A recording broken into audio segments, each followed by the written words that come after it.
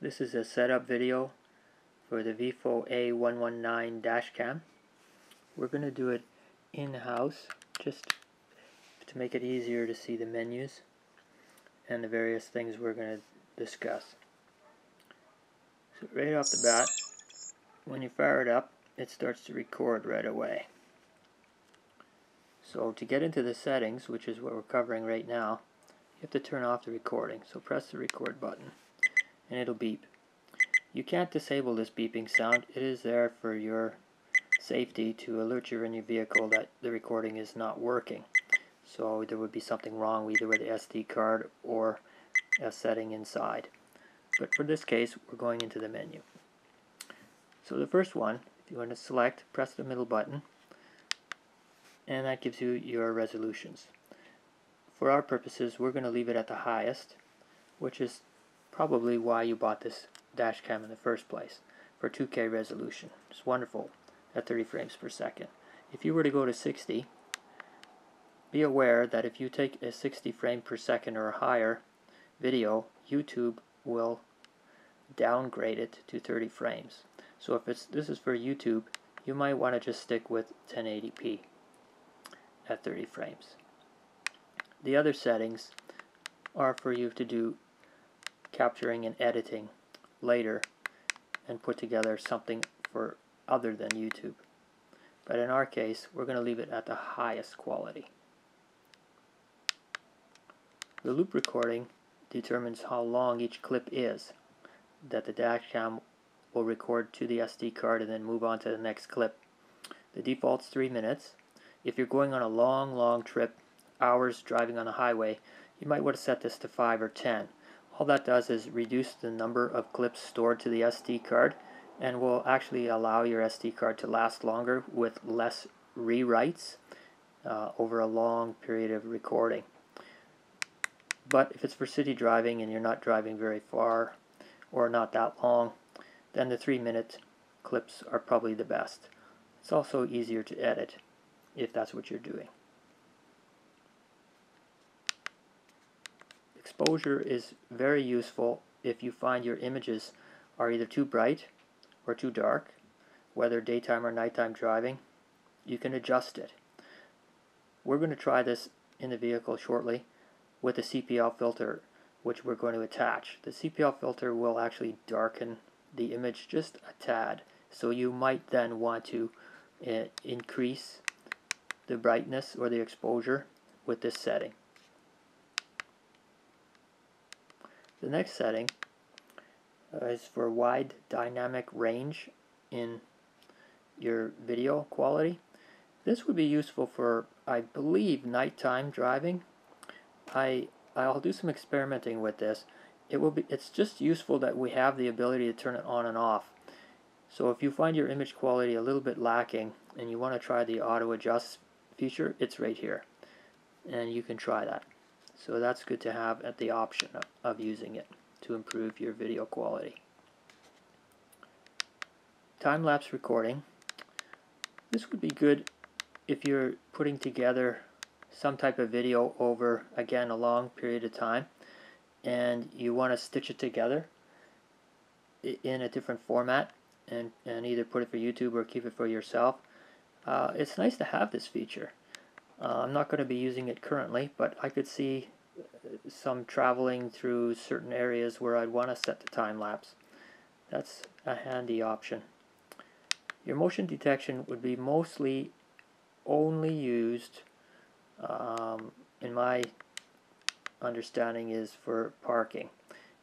You don't use motion detection while you're driving. It's already going to be recording, so you don't need that. This is for when you're stopped and you have a hardwired battery power kit attached to your dash cam, so that it will in fact keep recording or giving it power after you've taken the key out of the ignition.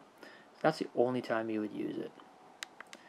GPS. Now there is a little bit of confusion about this setting. It's currently set to off, which you would think means that you will not record GPS data onto the video. Now I don't have, of course, the GPS module attached to the back of this unit, so I believe it'll just default to off every time. However, I have tested this, and if you set it to off with the GPS module attached, it still records the GPS data. So I'm not 100% sure this is a bug in the firmware, or it's meant to be that way. Either way, if you have the module, put it on. If you don't have the module for GPS, leave it off. Set your speed to what you would like. Your G sensor, I changed mine from the middle or medium setting to the low. It all depends on the suspension of your vehicle. You can experiment with that. What you don't want is the dash cam to start triggering all these G-force data alert recordings and locking up inside your SD card so you can't record over it.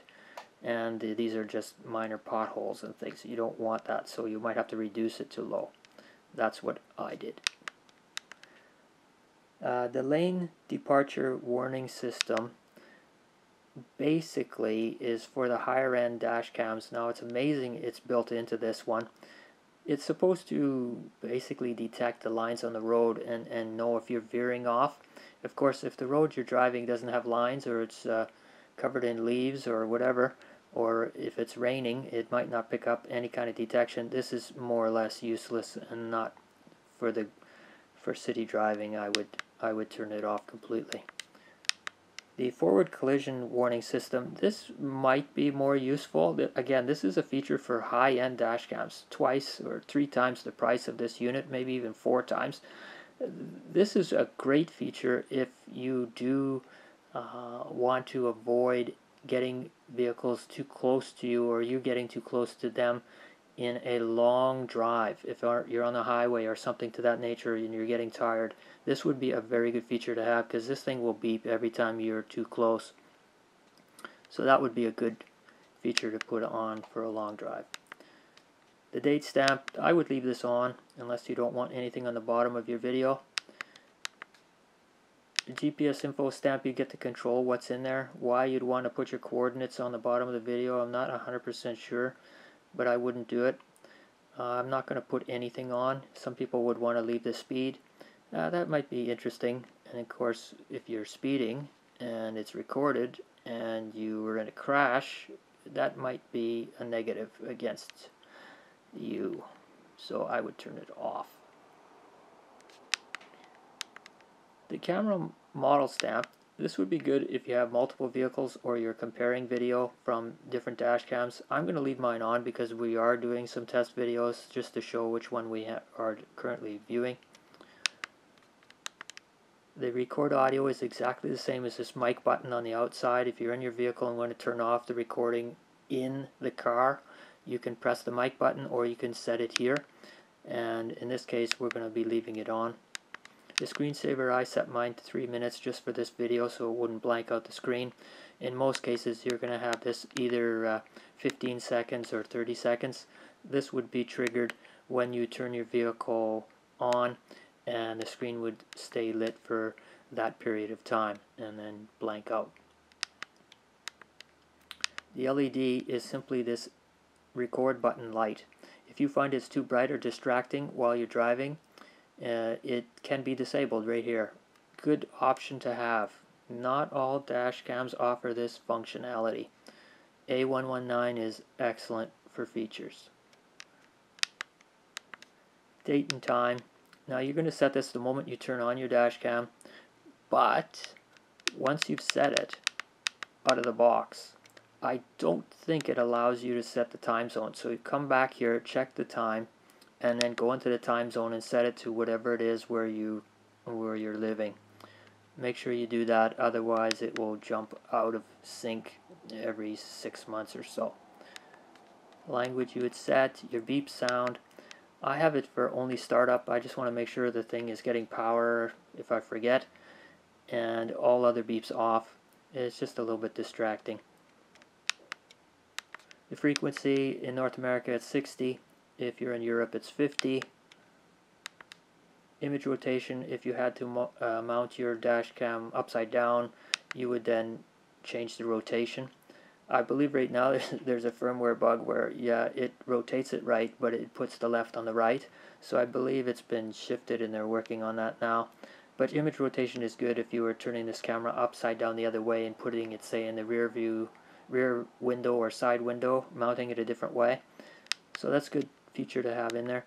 Always format your SD card if it's new and it hasn't been used in the dash cam. Always format.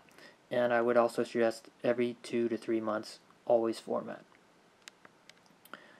The warning, however, I would turn off.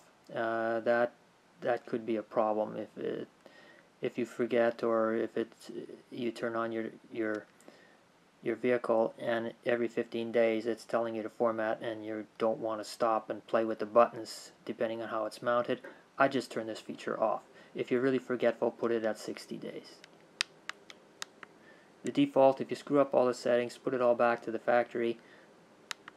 The car number, a lot of people want to put their license number here. I think this is better to use for custom stuff. So what I did, I think you get 12 characters you can add to the bottom of your video. I just put my YouTube video channel name there for viewing the clips. And the custom stamp is the same thing. You get 12 characters across, and this will show up on the left hand side at the bottom of your video. It's good to have. Not many dash cams offer this ability. If you got your dash cam recently, you might have firmware version 2.01. There's currently some bugs in it. I would probably downgrade the firmware like I did here to just the regular 2.0. Unless they come up with a newer firmware version, which I'm really impressed that VIOFO is put out so many firmware versions in such a short period of time to address customer wants, needs, and bug fixing. It's really excellent to see a company go through that much just user confirmation, and they're reading the posts, and they're responding to emails, and that's a really good customer support. So we're at the beginning again, and we're going to discuss now getting this camera ready for mounting, and that involves cleaning the lens, and we're going to try that next.